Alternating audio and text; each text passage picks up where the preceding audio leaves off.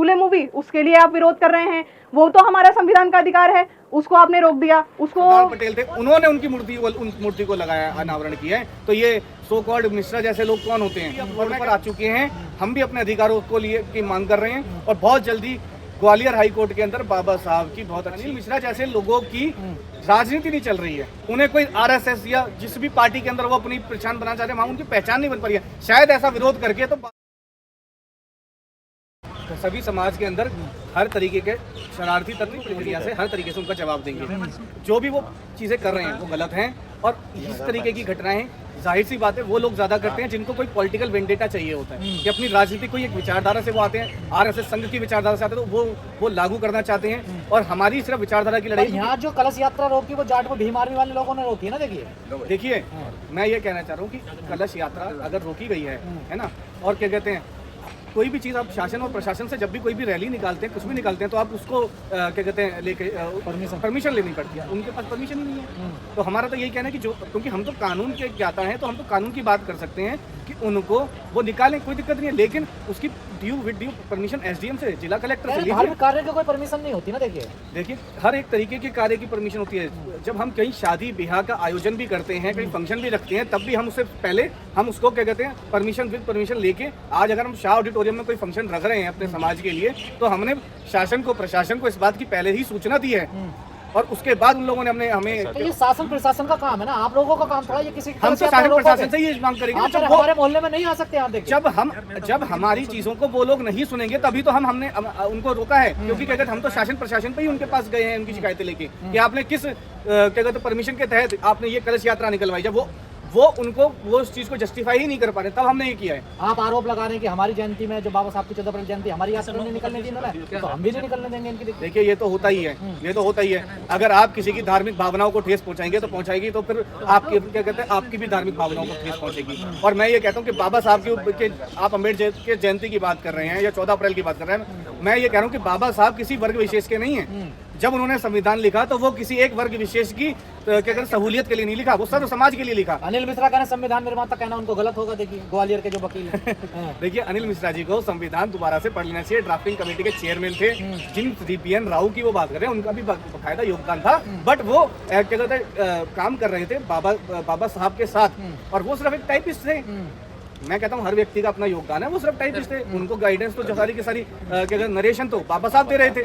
बाबा साहब ने जो नरेशन दिया उन्होंने उस चीज को लिखा, और ये बात उनको ये देखना चाहिए कि वो दोबारा से, क्योंकि वो वकील हैं, तो हम ये उनसे उम्मीद नहीं लगाते कि उनको पता ही नहीं होगा। उन्होंने बहुत अच्छे से संविधान पढ़ा है, वो स्टार्टिंग का पढ़े उसकी प्रस्तावना में भी ये चीज लिखी हुई है कि जब ये संविधान बन रहा था, जब मीटिंग्स चल रही थी संसद के अंदर, तो उसमें क्या कहते हैं बाबा साहब की बहुत सारी स्पीचेज हैं, वो देख लें। उनको क्या साबित करना चाह रहे हैं अनिल मिश्रा और इस तरीके के और दूसरे लोग, इनको कोई राजनीतिक, इनको क्या कहते हैं वेंडेटा मिला नहीं है, इनको पहचान नहीं मिली, उसको बनाने के लिए ये इस तरीके का ये ओछापन कर रहे हैं, ओछी राजनीति कर रहे हैं। ग्वालियर हाई कोर्ट में मूर्ति का विरोध करा अनिल मिश्रा। देखिए उन्होंने जहाँ पर भी मूर्ति का विरोध किया है, बाबा साहब का बनाए हुए संविधान और लोकतंत्र का सबसे बड़ा मंदिर संसद भवन में जब ये लागू हुआ संविधान, जिससे हमारे देश की शासन प्रशासन की व्यवस्थाएं चलती हैं, वहां पर बाबा साहब की मूर्ति है।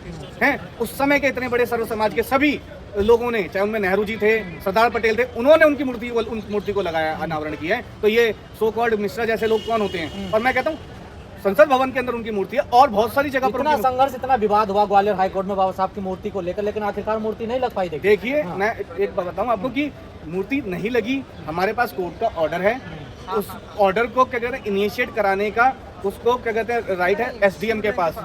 और ये जो लोग जिस तरीके की ये जो मानसिकता फैला रहे हैं, है ना, तो ये मानसिकता ज्यादा दिन चलने वाली नहीं है। बहुत जल्दी आप देखेंगे कि हम भी अब रोड पर आ चुके हैं, हम भी अपने अधिकारों को लिए की मांग कर रहे हैं, और बहुत जल्दी ग्वालियर हाई कोर्ट के अंदर बाबा साहब की बहुत अच्छी, मैं ये नहीं कह रहा कि बाबा साहब की अम्बेडकरवादी लोग हैं या दलित, ये पहली बात तो ये मानसिकता ही गलत है कि बाबा साहब सकते हैं, तो अनिल मिश्रा को दिक्कत क्यों हो रही है फिर बाबा साहब? अनिल मिश्रा जैसे लोगों की राजनीति नहीं चल रही है, उन्हें कोई आरएसएस या जिस भी पार्टी के अंदर वो अपनी पहचान बनाना चाह रहे हैं, वहां उनकी पहचान नहीं बन पा रही है। शायद ऐसा विरोध करके तो बाबा साहब का तो विरोध करके हजारों लोग नेता बन गए, उनकी नेतागिरी चमक गई। तो अब भीम आर्मी का जो एडवोकेट लीगल सेल है, ये क्या करने वाला है आगे? हम शासन और प्रशासन से इस बात की मांग करेंगे, हम उन्हें मेमोरेंडम सौंपेंगे। हम इस चीज़ के लिए आज यहाँ पर सारे पूरे क्या कहते हैं लीगल सेल आज यहाँ पर शाह ऑडिटोरियम में उतरा है। हमारे नगीना से सांसद जी बड़े भाई चंद्रशेखर आजाद जी आज आ रहे हैं, कुछ विचार उनसे हमारे आदान प्रदान होंगे और फिर इस पर आज बहुत कोई बड़ा डिसीजन लिया जाएगा कि अगला एक्शन हमने ग्वालियर में किस तरीके से लेना है, जो कानून के दायरे में होगा, संविधान के दायरे में होगा। हम कानून और संविधान के पालना करने वाले लोग हैं। मूर्ति नहीं लगने दी जा रही है। अब वही एडवोकेट्स को अगर आप बोलेंगे कि कोई भी अच्छा काम अगर आप उनको बोलिए कि जी मूवी रिलीज करने को बोला हमने फूले मूवी, उसके लिए आप विरोध कर रहे हैं, वो तो हमारा संविधान का अधिकार है, उसको आपने रोक दिया उसको।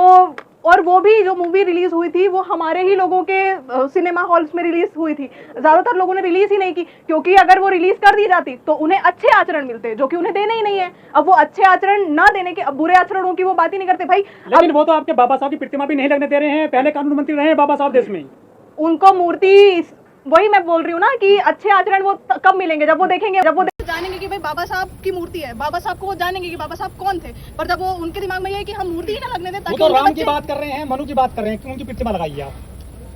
मैं कहती हूँ भाई राम की मूर्ति लगाइए, पर कहाँ लगाइए? जहाँ उनकी जरूरत है। उनकी जरूरत मंदिरों में है, आप मंदिर में लगाइए। जहाँ बाबा साहब की जरूरत हमारी किताबों में है, हमारे जो है हाई कोर्ट्स में है, सुप्रीम कोर्ट में जब लग गई तो फिर हाई कोर्ट में आपको क्या इन वकीलों ने बाबा साहब को पढ़ा नहीं है या फिर ये मानते नहीं है, जानते नहीं है?